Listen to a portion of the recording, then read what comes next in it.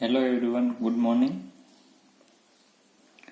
Today we have to start unit number 2, lecture number 2. હવે lecture number 1 છે એમાં આપણે જે ચેપ્ટરનું નામ છે કોરિલેશન અને રિગ્રેશન, એમાંથી કોરિલેશન છે એ આપણે સ્ટાર્ટ કરેલું હતું. તો આપણે કોરિલેશનની ડેફિનેશન જોઈ હતી ને કોરિલેશન શું કહેવાય એનો આપણે સિમ્પલ ભાષામાં અર્થ જોયેલો હતો. અને કોફિશિયન્ટ ઓફ કોરિલેશન એટલે કે આર એ પણ આપણે ડિસ્કસ કરેલું હતું. Coefficient of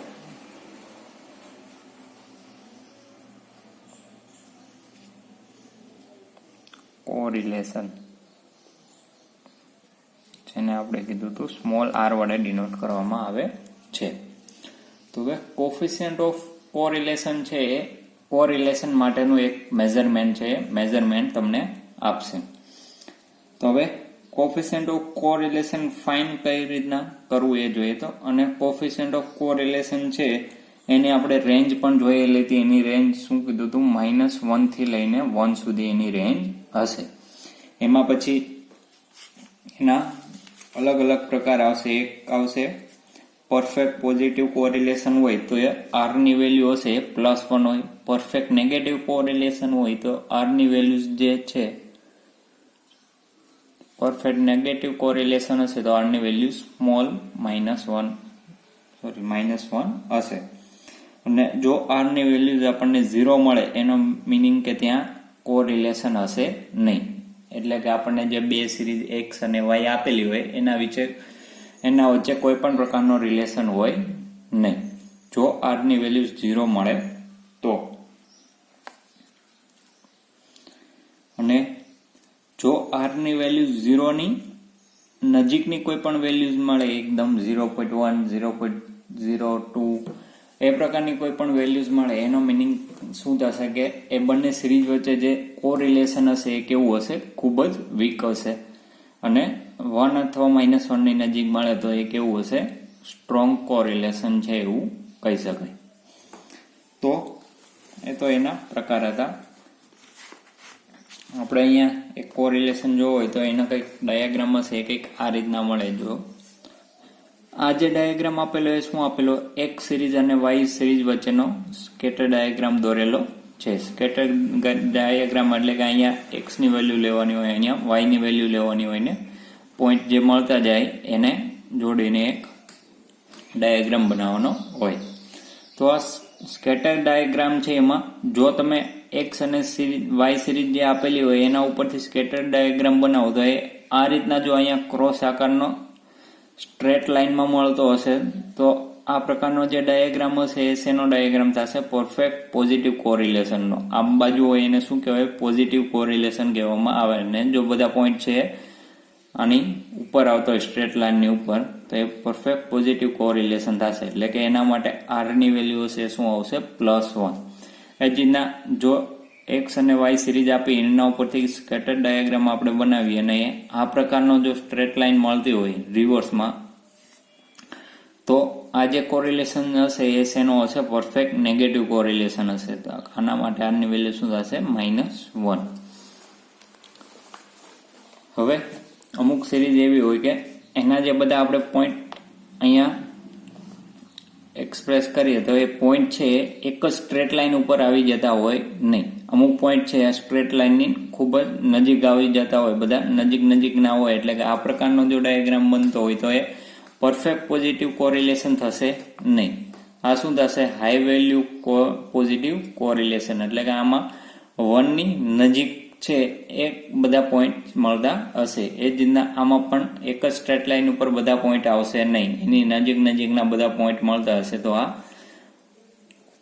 high value negative correlation થશે.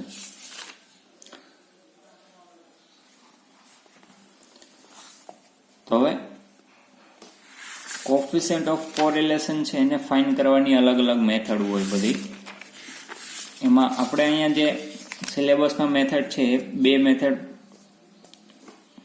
સ્ટડી કરવાની છે. એક કારી પિયર્સન પ્રોડક્ટ મોમેન્ટ મેથડ અને સ્પિયર્સમેન રેન્ક કોરિલેશન મેથડ.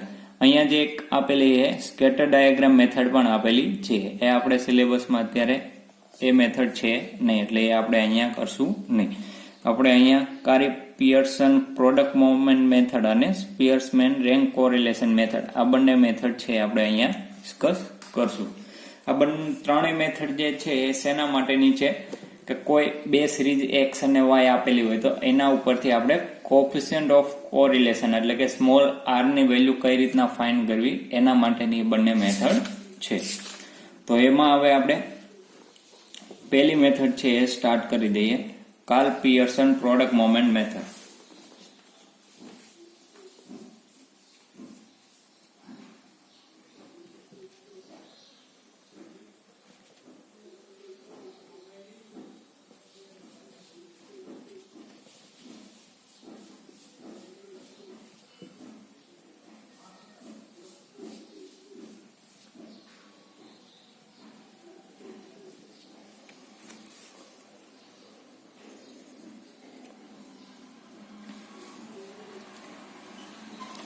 તો હવે આ મેથડ છે એ સ્મોલ આર ની વેલ્યુ એટલે કે કોરિલેશન કોફિશિયન્ટ ની વેલ્યુ છે એ ફાઇન્ડ કરવા માટેની છે. હવે આપણે આ મેથડમાં તો અહીં થિયરી છે ને, આપણે ખાલી એના કાર્લ પિયર્સન જે છે એનું જે ફોર્મ્યુલા શું હોય આર ની વેલ્યુ ફાઇન્ડ કરવા માટેની એ જ અહીંયા ડાયરેક્ટ લખી લઈએ. તો આ મેથડમાં આર ની વેલ્યુ ફાઇન્ડ કરવા માટેની ફોર્મ્યુલા શું થશે? Covariance of x y divide by sx into x y. આ મેથડ છે કાર્લ પિયર્સનની મેથડ છે સ્મોલ આર ની વેલ્યુ ફાઇન્ડ કરવા માટેની. આ શું હોય? Covariance of x and y. હવે covariance of x and y છે કઈ રીતના ફાઇન્ડ કરવું એના માટેની ફોર્મ્યુલા હોય તો અહીંયા શું હોય એ લખી લઈએ, covariance of x comma Y. એનો મિનિંગ શું થશે અને શું વચાય એ પહેલા લખી લઈએ, covariance between x and y. હવે ફાઇન્ડ કઈ રીતના થશે તો એના માટે ફોર્મ્યુલા છે 1/n sigma x minus x bar into y minus y bar. આ એની કોવેરિયન્સ ફાઇન્ડ કરવા માટેની ફોર્મ્યુલા છે. એટલે કે એક્સ અને વાય સિરીઝ હોય એનું કોવેરિયન્સ ફાઇન્ડ કરવું હોય તો એના માટેની ફોર્મ્યુલા છે 1/n into sigma x minus x bar into y minus y bar. એટલે કે અહીંયા આ જે ટર્મ છે કઈ રીતના ફાઇન્ડ થશે તો એના માટે એક્સ અને વાય કોલમ તો તમને ક્વેશ્ચનમાં આપેલા હોય તો એક્સ બાર અને વાય બાર છે આપણે એના ઉપરથી ફાઇન્ડ કરવા પડશે. એક્સ બાર અને વાય બાર એ શું હોય? એવરેજ મીન કહેવાય એને. તો એ બંને સિરીઝના અલગ અલગ મીન ફાઇન્ડ કરીને પછી એક્સ માઇનસ એક્સ બાર વાળું કોલમ લખવું પડશે, વાય માઇનસ વાય બાર વાળું કોલમ લખવું પડશે અને એના પછીનું કોલમ છે એ બંનેનું મલ્ટિપ્લિકેશન હોય એવું કોલમ. એ જે કોલમ મળે એનો સમય એ શું થશે? Sigma x minus x bar into y minus y bar.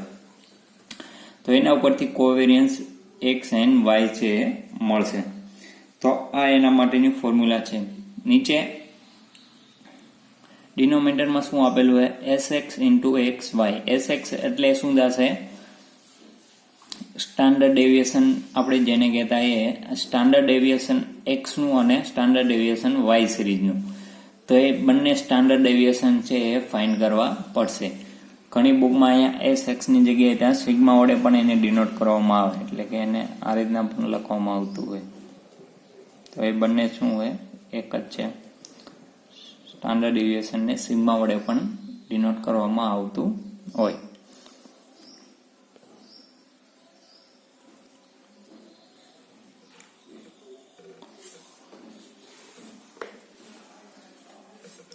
તો એ સ્ટાન્ડર્ડ ડેવિએશન કઈ રીતના ફાઇન્ડ કરવું અલગ અલગ ડેટા માટે એ તો આપણે આગળ શીખી ગયેલા છીએ. તો એના માટેની ફોર્મ્યુલા શું થશે? અહીંયા લખીએ તો sx એ શું ડિનોટ કરશે? Standard deviation of series x.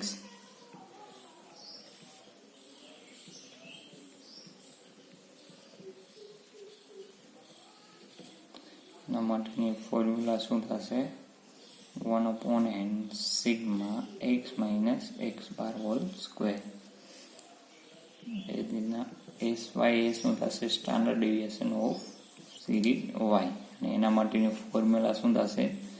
Square root 1/n into sigma y minus y bar whole square. તો એના ફાઇન કરવા માટેની ફોર્મ્યુલા છે. તો ત્રણેય વેલ્યુ છે અલગ અલગ ફાઇન કરીને આ ફોર્મ્યુલામાં મૂકશું એટલે એના ઉપરથી આપણને આર ની વેલ્યુ છે ત્યાંથી મળી જશે.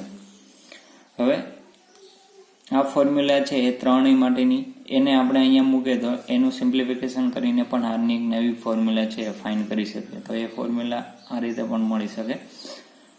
કોવેરિયન્સ એક્સ એન્ડ વાય છે એની જગ્યાએ આ ફોર્મ્યુલા મૂકીએ. અહીંયા 1/n અને અહીંયાથી પણ 1/n ન્યુમિનેટરમાંથી કોમન નીકળશે તો કેન્સલ થઈ જશે એટલે વધશે શું? ખાલી sigma x minus x bar into y minus y bar divided by sigma x minus x bar whole square into sigma y minus y bar square. તો આ ફોર્મ્યુલા છે ત્યાંથી આપણને મળશે. તો આ જે ફોર્મ્યુલા છે એ પણ આર ની વેલ્યુ છે ફાઇન્ડ કરવા માટે ઘણી જગ્યાએ યુઝ કરી શકીએ. આ ખાલી આનું એક સિમ્પ્લિફિકેશન ફોર્મ છે. હવે આ સિવાય પણ એક formula Karl Pearson product moment method છે એના માટે આરની વેલ્યુ ફાઇન્ડ કરવા માટેની છે. એ પણ જોઈ લઈએ એ ફોર્મ્યુલા કઈ છે.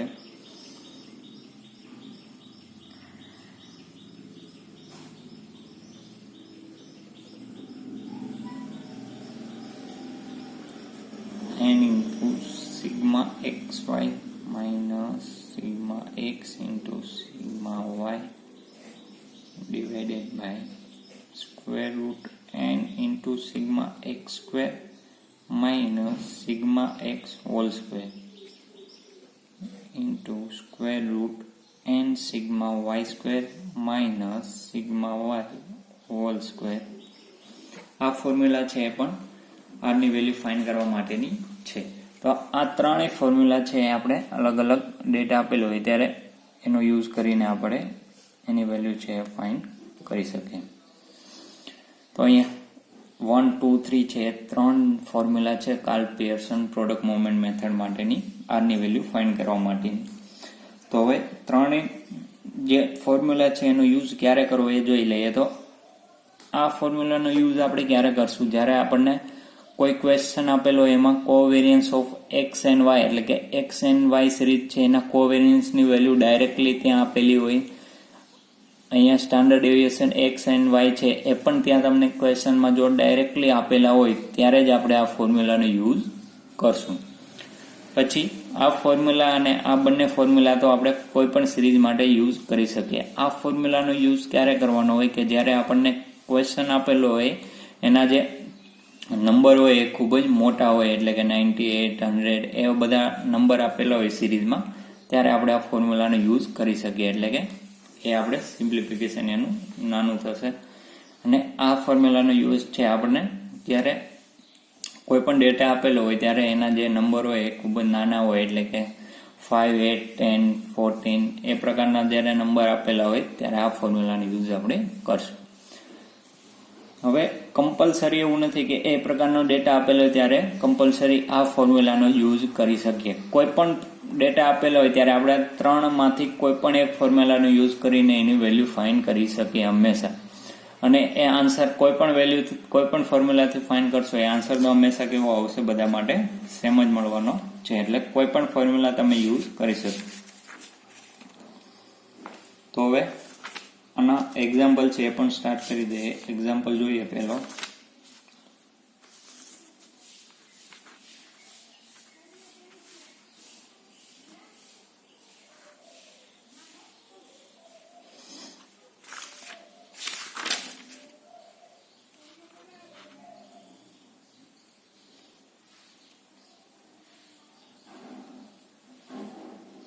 અહીંયા આપણને બુકમાં એક આના સિવાય પણ એક વધારે ફોર્મ્યુલા આપેલી છે પણ એ આપણે અહીંયા જોવાની જરૂર છે નહીં.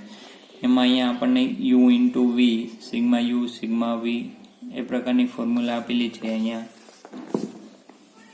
એ ફોર્મ્યુલા આપણે અહીંયા ડિસ્કસ કરશું નહીં. આપણે ખાલી આ 2 થી 3 ફોર્મ્યુલા છે એ ખાલી યાદ રાખવાની છે. તો હવે એમાંથી કોઈ પણ એક એક્ઝામ્પલ છે એ સ્ટાર્ટ કરું હું અહીંયા.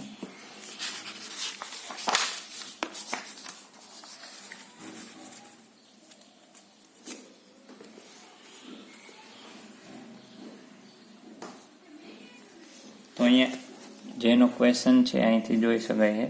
એનો ક્વેશ્ચન છે શું હોય, calculate Carl-Pearson correlation coefficient from the following biverted data relating to score obtained by 7 students in 2 subjects in a weekly test of 20 marks. એટલે કે 20 માર્ક્સની જે ટેસ્ટ છે એમાંથી બે અલગ અલગ સ્ટુડન્ટને જે માર્ક્સ આવેલા એ માર્ક્સ અહીંયા લખેલા છે 7 સ્ટુડન્ટના. તો આમાંથી આપણે કાર્લ પિયર્સન કોરિલેશન કોફિશિયન્ટ એટલે કે આરની વેલ્યુ જે ફાઇન્ડ કરવાની છે કાર્લ પિયર્સન કોરિલેશન કોફિશિયન્ટ છે એ મેથડથી ફાઇન્ડ કરશું. તો એક્સ અને વાય બે સિરીઝ આપણને આપેલી છે. અહીંયા હું ક્વેશ્ચન છે એના ઉપરથી કોલમ વાઇઝ લખી લઉં પહેલા.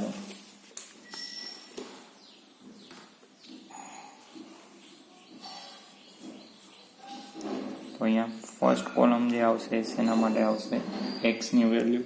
એમાં જે એક્સની વેલ્યુ આપેલી હોય અહીંયા કોલમ વાઇઝ લખી લઉં 4, 5, 7, 9, 10, 11 and 13 એ રીતના સિરીઝ વાયની વેલ્યુ લખી લઈએ.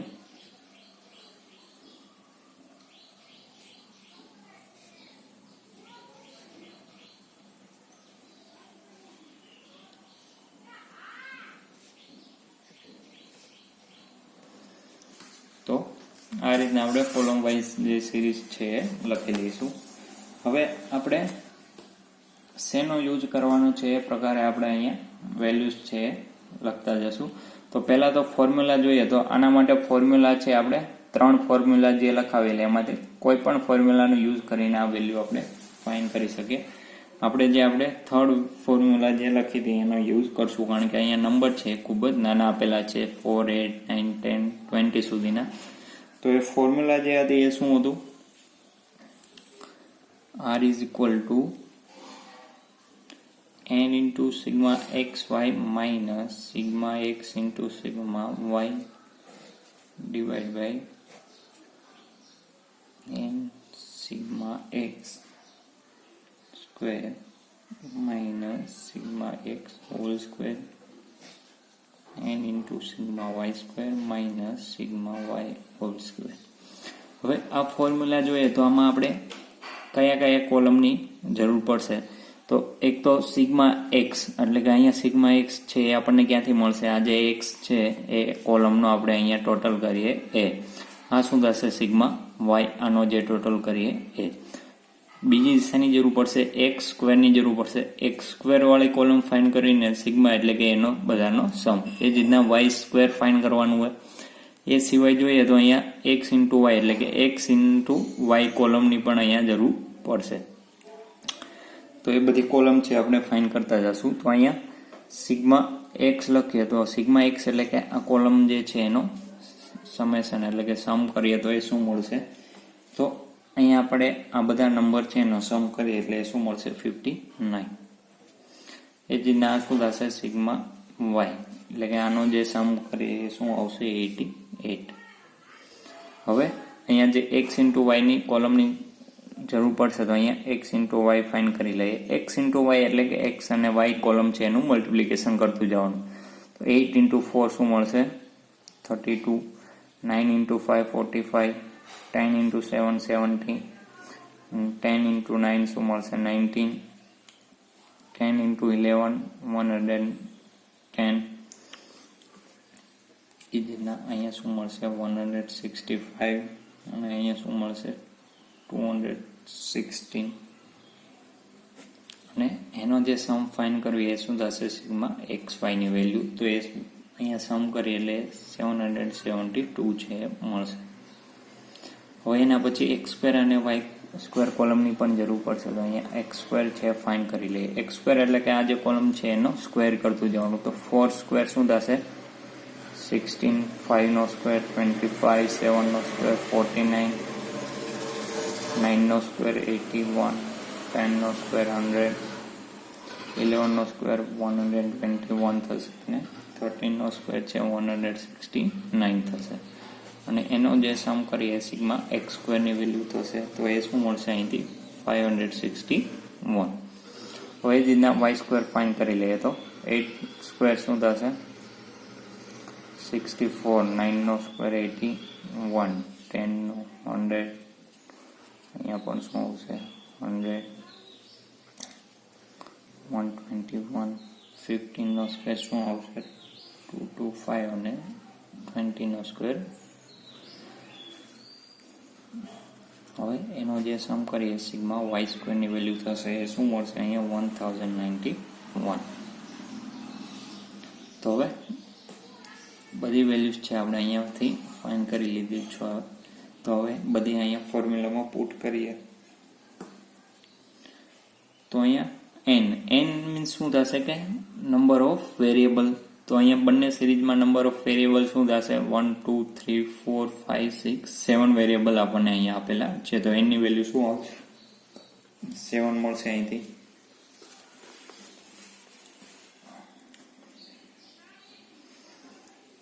તો અહીંયા n ની જગ્યાએ શું પુટ કરીએ 7. સિગ્મા એક્સ વાય તો એ શું હોય 772 minus sigma x 59, sigma y ની વેલ્યુ 88,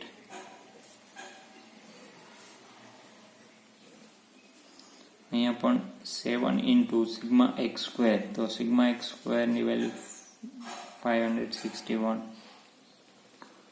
માઇનસ અહીંયા સિગ્મા એક્સ છે એનો સ્ક્વેર સિગ્મા એક્સ એટલે કે 59 તો એનો શું આવશે અહીંયા સ્ક્વેર. અહીંયા ભૂલ પડવાની શક્યતા રહેશે. અહીંયા સિગ્મા એક્સ સ્ક્વેર આપેલું નથી, અહીંયા શું હોય સિગ્મા એક્સ આપેલું હોય અને આખાનો શું આપેલો સ્ક્વેર. એ જ રીતના અહીંયા શું હોય n means 7 sigma y square તો એની વેલ્યુ શું હોય 1091 માઇનસ સિગ્મા વાય અને એનો સ્ક્વેર સિગ્મા વાય ની વેલ્યુ 88 એનો શું આવશે સ્ક્વેર. તો હવે અહીંયા ખાલી સિમ્પ્લિફિકેશન છે, આ બંનેનું મલ્ટિપ્લિકેશન કરીએ તો 5444 આવશે અને આનું મલ્ટિપ્લિકેશન બંનેનું કરીએ તો 4897 મળશે. અહીંયા મલ્ટિપ્લિકેશન 97 માઇનસ આનો સ્ક્વેર કરીએ તો 81 મળશે. એટલે આ બંનેનું મલ્ટિપ્લિકેશન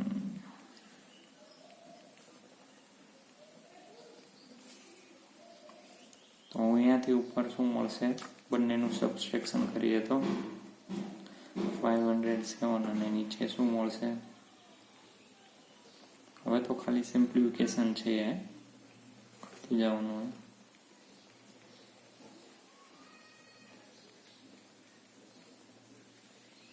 તો અહીંથી આપણને આન્સર છે 0.88 છે મળી જશે. 0.88 છે આરની વેલ્યુ મળશે એટલે કે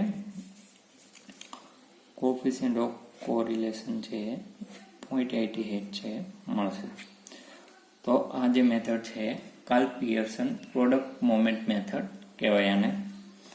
તો આ જે ક્વેશ્ચન છે એમાં આપણને અહીંયા આપી દીધું હતું કે જે કોરિલેશન કોએફિશિયન્ટ એટલે કે આરની વેલ્યુ જે ફાઇન્ડ કરવાની છે કાર્લ પિયર્સન પ્રોડક્ટ મોમેન્ટ મેથડથી ફાઇન્ડ કરવાની છે. એટલે કમ્પલસરી આપણે એની જે ફોર્મ્યુલા છે એનો યુઝ કરીને જ આરની વેલ્યુ ફાઇન્ડ કરશું. હજી આગળ જે આવશે એ સ્પિયર્સમેન રેન્ક કોરિલેશન કોએફિશિયન્ટ મેથડ છે એ આવશે.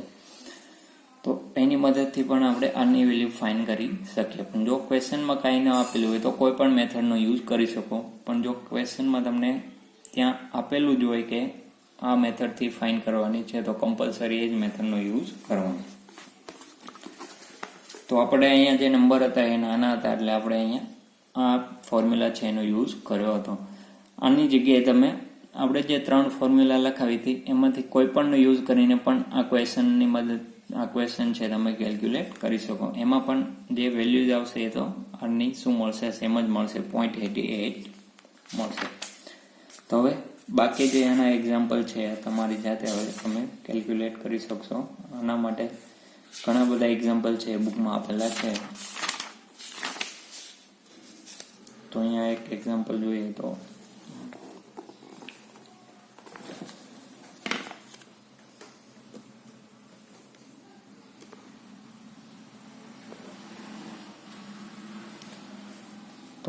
અહીંયા શું આપેલું, calculate correlation coefficient from the following data.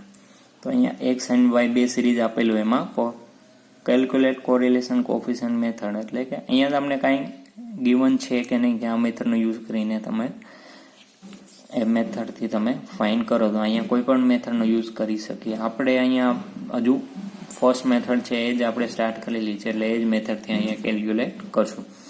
તો અહીંયા જોઈએ તો અહીંયા કઈ ફોર્મ્યુલાનો યુઝ કરવો ત્રણમાંથી, તો ફર્સ્ટ ફોર્મ્યુલાનો તો યુઝ કરશું નહીં. એ ફોર્મ્યુલાનો યુઝ ક્યારે કરશું કે આપણને સ્ટાન્ડર્ડ ડેવિએશન ને બધું ગિવન હોય ત્યારે. અહીંયા તો બે સિરીઝ આપેલી છે એટલે કે સેકન્ડ અથવા તો થર્ડ જે ફોર્મ્યુલા હતી એનો યુઝ કરશું. તો આમાં જે નંબર ખૂબ જ મોટા આપેલા છે એટલે કે અહીંયા આપણે સેકન્ડ જે ફોર્મ્યુલા હતા એનો યુઝ કરી શકીએ, કારણ કે એનાથી જે નંબર છે બધા એ નાના થઈ જશે. શા માટે? કારણ કે અહીંયા એક્સ અને વાય સિરીઝ છે એને તો પહેલા આપણે કોલમ વાઇઝ લખી લઈએ. તો એ કોલમ વાઇઝ લખશું, પછી અહીંયા એક્સ બાર અને વાય બારની વેલ્યુ ફાઇન્ડ કરવી પડશે એના માટે. તો એક્સ બાર એટલે એ મીન થશે, તો આ બધાનો sum divide by number of variable એ કેટલા છે 10, તો ડિવાઈડ બાય 10. તો આ 99 ને આનો જે મીન મેળવશું એ શું મળશે 95.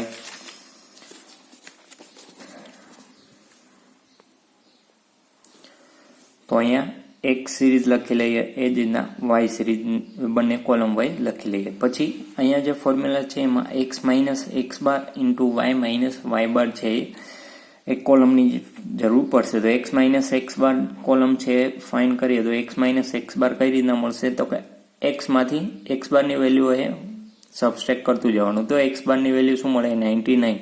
તો 100 માઇનસ 99 શું મળશે 1. 101 માઇનસ 99 2. તો અહીં સબસ્ટ્રેક્શન કરતા જઈએ તો અહીંયા 97 માઇનસ 99 તો એ -2 મળશે. તો એ રીતના વેલ્યુઝ છે એ બધી લખી લેવાની. એ જ રીતના વાય માઇનસ વાય બાર, પછી એ બંનેનું શું કરવાનું મલ્ટિપ્લિકેશન. તો 1 ઇન્ટુ 3 છે 3. તો આ બંનેનું મલ્ટિપ્લિકેશન એ આ કોલમ આપણને મળશે.